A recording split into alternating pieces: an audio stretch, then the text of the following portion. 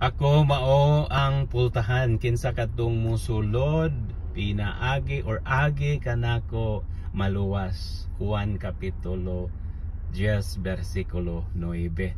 Mao ni ang ikatulong pagpadayag ni Hesus sa iyang kaugalingon isip Dios nga siya mao ang pultahan nga bot pasabot nga pinaagi kaniya kita makasulod sa kingharian sa Dios.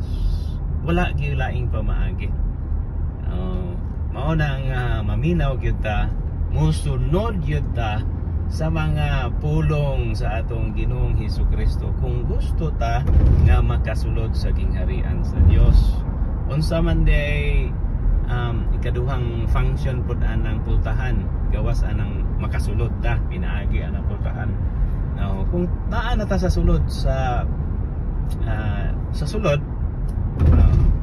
yan ang maong panimalay or sa gingharian sa Dios, protektado na ta dito, safe na ta dito, mao na naka-nindot, wala na tay gikinahanglang lain pa dito sulod, naa na ng comfort dito, naa na ng tanan sustenance, naa na ng tanan atong gikinahanglan aron ta mabuhi.